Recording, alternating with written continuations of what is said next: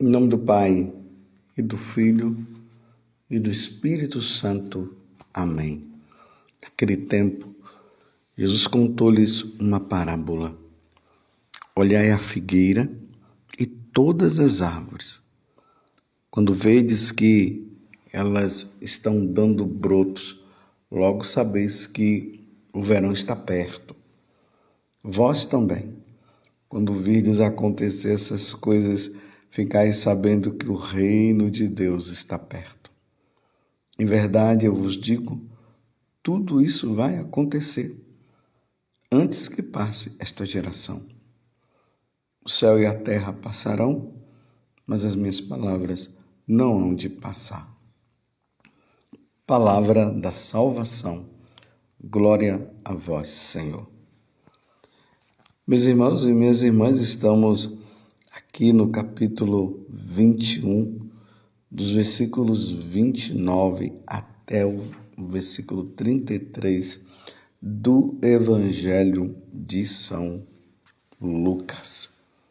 Praticamente Jesus concluindo este momento onde ele fala da sua segunda vinda. E é verdade, meus irmãos, Jesus virá na sua glória, como nós vimos ontem, com grande poder e glória, majestoso, os anjos que adoram o Senhor no céu, junto com todos os santos, ele virá para buscar aqueles que são fiéis. E aí Jesus conta esta parábola para dizer para nós: olhai a figueira e todas as árvores. Quando vedes que elas estão dando brotos, logo sabeis que o verão está perto.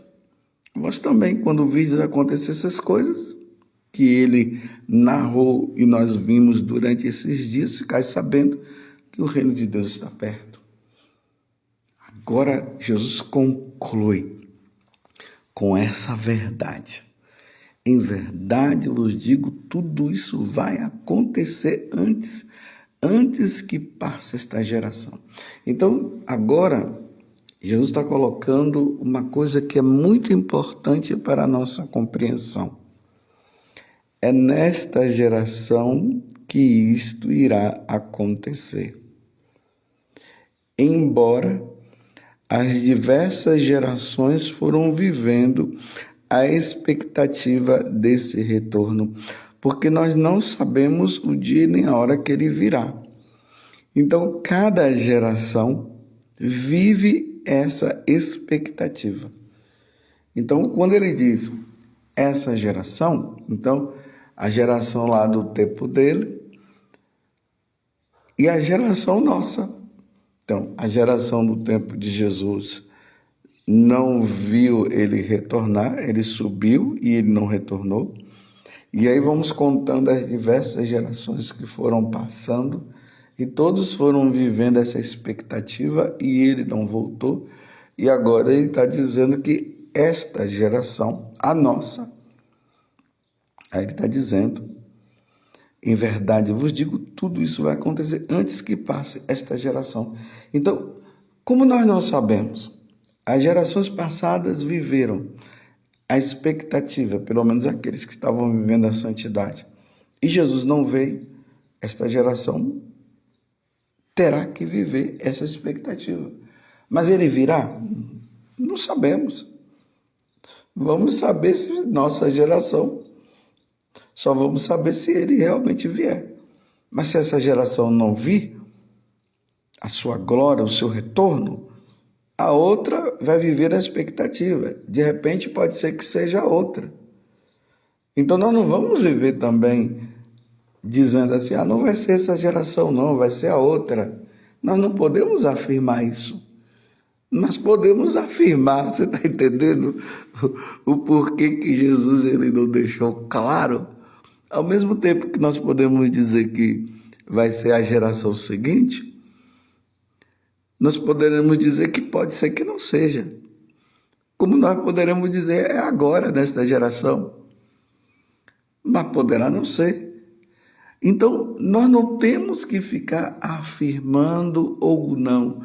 O que nós podemos dizer é: hoje eu preciso viver essa graça de esperar o Senhor numa vida santa, porque pode ser que seja esta geração. E aí ele dá o sinal, né? Quando vedes que a figueira, olhai a figueira e todas as árvores, quando vedes que estão dando brotos, logo sabeis que o verão está perto. Então, se nós conseguimos perceber isso, que quando a figueira dá brota, o verão está chegando, nós aqui podemos dizer assim, quando as cigarras começam a ficar cantando daquela forma, isso indica que já estamos aí beirando o verão, não é isso? Não é assim que acontece? E aí, então vamos ficar atentos quando nós vemos esses sinais que vão acontecendo no nosso dia a dia. Pode ser que seja agora, mas pode ser que não seja. Mas como pode ser e pode ser que não seja, eu vou viver a santidade hoje. E aí, meus irmãos, acontecerá quando o Senhor vier o julgamento. E a primeira leitura hoje descreve como acontecerá o julgamento. Está no livro do Apocalipse, capítulo 20, do versículo 1 até o 4, depois do 11º até o capítulo 21, versículo 2. Mas eu vou pegar justamente esse finalzinho do capítulo 20, o versículo 11. Olha como é que João, dentro da visão, ele narra o julgamento universal. Como vai acontecer esse julgamento? Ele diz: vi ainda um grande trono branco e aquele que estava sentado nele, Jesus sentado à direita do Pai. Ali diz que quando Jesus subiu aos céus, ele sentou à direita do Pai, porque ele é Deus. Lembremos que esses dias nós celebramos Jesus, o Rei do Universo. Aí, continuando, o céu e a terra fugirão da sua presença, e não se achou mais o lugar deles. Essa terra vai desaparecer, meus irmãos. Vai desaparecer, não vai sobrar nada. Só vai sobrar, e depois nós vamos ver aqui na continuação dessa leitura, o céu, onde Deus habita, e o inferno, que foi criado para o demônio e para aqueles que não quiseram servir a Deus. Então aqui diz: o céu e a terra fugirão da sua presença e não se achou mais o lugar deles. Vi também os mortos, os grandes e os pequenos, em pé diante do trono. Então aquelas crianças, todos aqueles que morreram, estarão diante do trono de Deus. Aqueles que já se foram. Lembremos aqui da ressurreição da carne. Os corpos ressuscitarão. Estarão todos diante de Deus. As almas que já estão no céu vão estar também diante do trono, é o juízo final. As que estão no purgatório também. E até aquelas que estarão no inferno. Todos estarão diante do trono de Deus, os grandes e os pequenos. Foram abertos os livros, e mais um outro livro ainda. O livro da nossa vida, o livro da vida. Então foram julgados os mortos de acordo com sua conduta, conforme está escrito nos livros. Lembremos que na segunda carta de São Paulo aos Coríntios, capítulo 5, versículo 10, ela fala que todos nós iremos diante do trono de Deus para prestar conta dos nossos atos, de tudo aquilo que nós fizemos neste corpo. É o que ele está falando aqui agora. Versículo 13. O mar devolveu os mortos que se encontravam nele. A morte e a morada dos mortos entregaram de volta os seus mortos, e cada um foi julgado conforme sua conduta. Eu serei julgado conforme a minha conduta como sacerdote. Você vai ser julgado conforme a sua conduta de casado ou de casada. Está entendendo? O solteiro vai ser julgado como solteiro, os religiosos serão julgados como religiosos, as religiosas também, os missionários, os corruptos, os bandidos, os mentirosos, os adúlteros, os efeminados serão julgados como efeminados, os héteros serão julgados como heterossexuais. Todos nós seremos julgados, meus irmãos. Todos nós seremos julgados e não vamos entrar naquela onda. Deus é misericórdia, Deus não vai levar em conta as minhas faltas e não sei o quê, porque não dá para se imaginar que Deus poderia fazer uma coisa dessa com seus filhos. Será mesmo? Vamos continuar lendo aqui. E cada um foi julgado conforme sua conduta. A morte e a morada dos mortos foram então lançados no lago de fogo, tá vendo? Para aqueles que vivem dizendo que Deus é misericórdia, aqueles que estão dizendo por aí que no último momento as pessoas vão se arrepender, porque é inadmissível que as pessoas vão para o inferno e tal, porque Deus morreu por nós. Então, uma vez que ele morreu, todos nós iremos para o céu, independente do que fazemos. Meus irmãos, isso é uma grande mentira. Eu volto a repetir, eu fico impressionado com aquele sacerdote que está fazendo pregações por aí, dizendo que a gente não precisa se preocupar com esse negócio de santidade, não, que todo mundo vai se salvar, que no último momento haverá conversão. Eu não sei de onde ele tirou isso. Então, quando ele lê essa passagem do Evangelho, ele vai dizer o quê? Essa passagem do livro do Apocalipse, ele vai dizer o quê? Que a história de carochinha, que fizeram isso para colocar medo nas pessoas, que não é bem assim, então que tudo isso é uma mentira.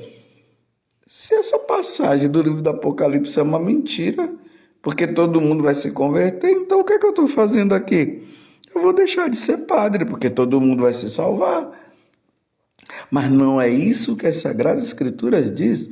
Jesus diz que lá haverá choro e ranger de dentes. Quando Jesus narra lá no Evangelho de São Mateus, e ele fala sobre o seu retorno, ele diz que vai ficar as cabras vão ficar de um lado e as ovelhas vão ficar de outro, para mostrar as cabras que são rebeldes, são revoltadas, que não querem saber de Deus, vão ficar à esquerda. As ovelhas que são mansas e humildes estarão à direita. E ali Jesus falou que haverá o julgamento, serão lançados no lago de fogo. Então tudo isso é mentira, conversa fiada? Não, isso aqui foi o escrito que colocaram lá no passado para colocar medo nas pessoas, que para colocar medo nada. Foi escrito, meus irmãos, justamente para que nós fiquemos em sinal de alerta. Imagina nesses países onde acontecem os terremotos. E aí a sirene toca. A sirene é para dizer o quê? Fiquem alerta, fujam, se escondam, a terra vai tremer. Então Deus está dando alerta e o pessoal está dizendo não, que é invenção e tal, tal. Não é invenção, não, vai acontecer isso. A morte e a morada dos mortos foram então lançados no lago de fogo. Esta é a segunda morte, o lago de fogo. A primeira morte é essa que todos nós teremos que passar, não tem jeito, nós iremos morrer. Eu vou morrer, você vai morrer. Quando as pessoas vêm para mim e falam, eu tô com medo de morrer e tal, aí fica com aquela história e diz, olha, eu tenho uma coisa para dizer para você. O que, padre? Você vai morrer. Nós não podemos nos enganar quanto a isso, meus irmãos. Nós iremos morrer. Agora, se tem alguma coisa na tua vida que está precisando você resolver, porque você está com medo de morrer por causa disso, então resolva e morra santamente. Não adianta você estar com medo da morte, mas não muda de vida. Ou talvez você esteja com medo de morrer porque na tua cabeça está que tudo vai acabar, depois da morte não vai existir mais nada. Mentira, depois da morte, meus irmãos, é vida eterna. Só que a vida eterna pode ser com Deus ou pode ser sem Deus. A vida eterna pode ser no inferno como pode ser no céu.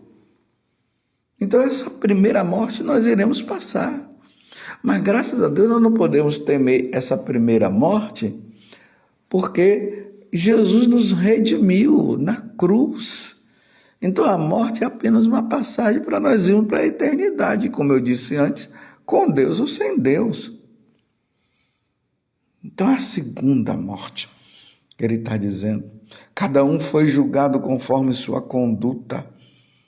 A morte e a morada dos mortos foram então lançados no lago de fogo, que é o inferno, aqueles que não levaram a vida com Deus. E quem não tinha o seu nome escrito no livro da vida foi também lançado no lago de fogo. Vi então no céu. Então, antes de eu dar continuidade a esse pedacinho, ao capítulo 21 agora, versículo 3 do Apocalipse, vamos voltar ao que ele está dizendo. O mar devolveu os mortos que se encontravam nele, é o versículo 13. A morte e a morada dos mortos entregaram de volta os seus mortos e cada um foi julgado conforme sua conduta. A morte e a morada dos mortos foram então lançados no lago de fogo. Esta é a segunda morte. Estão entendendo? Esta é a segunda. É dessa segunda morte, meus irmãos, que nós não podemos passar. Só que a segunda morte não é morte enquanto perda da vida. É morte porque não vai estar no céu. Então é uma vida de morto. É um sofrimento eterno que vai acontecer para aqueles que não se voltaram para Deus, que ficaram dizendo que Deus é misericórdia, mas não mudaram de vida, que levaram essa vida santa na corrupção, no roubo, não viveram os mandamentos da lei de Deus, disseram até que Deus não existia. Esses irão para a segunda morte, que é o inferno, sofrimento eterno, como está dizendo assim, o lago de fogo.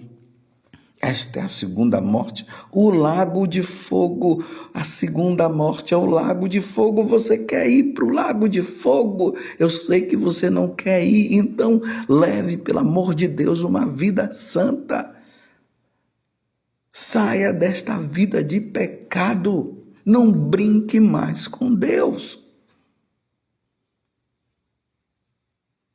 E aí? Aqueles que serão condenados ao inferno ficarão lá por toda a eternidade, nunca mais sairão de lá. Sofrerão eternamente porque não quiseram saber de Deus. Mas ao mesmo tempo, o bonito é o que João vai dizer. Aí ele diz: vi então um novo céu e uma nova terra. Esse novo céu e essa nova terra que João está falando, não é que vai ter um novo céu aqui, uma nova terra. Ele está falando da eternidade do céu, da convivência com Deus que teremos, se Deus quiser, por levarmos uma vida santa.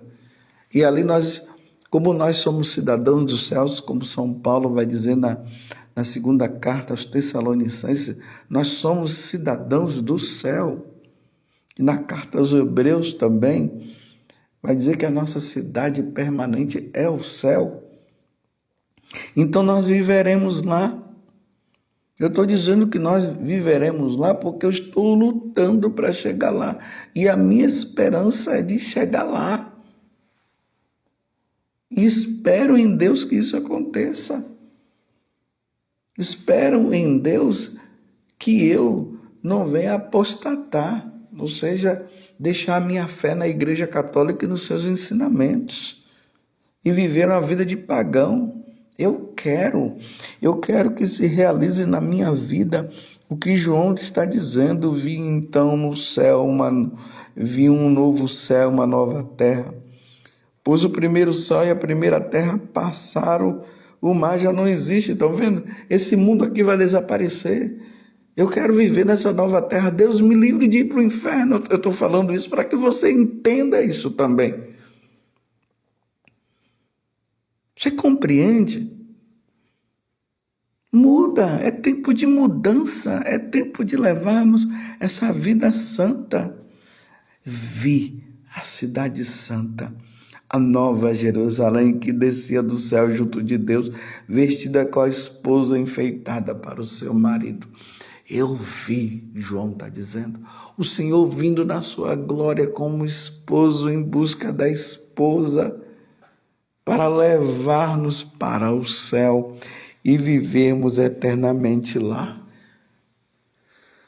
Deus me livre de passar por aquele julgamento aonde Deus vai dizer: afastai-vos de mim e ide para o fogo eterno.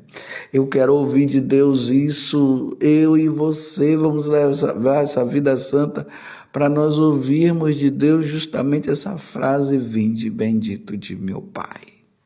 Vinde bendito de meu Pai. Vamos ser santos. O tempo urge. O Senhor está voltando.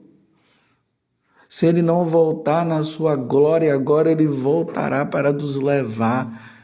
E nós não temos muito tempo de vida, não. Ou você está pensando que você vai chegar a 100 anos? Tudo bem, se você chegar a 100 anos, vai até 100 anos. E depois? Não tem 101, não tem 102. Ah, você acha que vai chegar a 120? Tudo bem, você vai chegar a 120. E depois? Hein? Não brinquemos, levemos uma vida santa enquanto é tempo. Enquanto é tempo. Quando o livro da vida for aberto, que lá esteja escrito, que lá esteja mostrado a nossa vida de santidade, a nossa vida com Deus. Ó Virgem Santíssima, não permitais que eu viva e nem morra em pecado mortal. Em pecado mortal eu não hei de morrer, porque a Virgem Santíssima há de me valer. Valei-me, Virgem Santíssima. Louvado seja nosso Senhor Jesus Cristo, para sempre seja louvado, e a sua mãe, Maria Santíssima, e desça sobre você a bênção do Deus Todo-Poderoso que nos quer salvos e nos quer no céu. Em nome do Pai, do Filho e do Espírito Santo. Amém.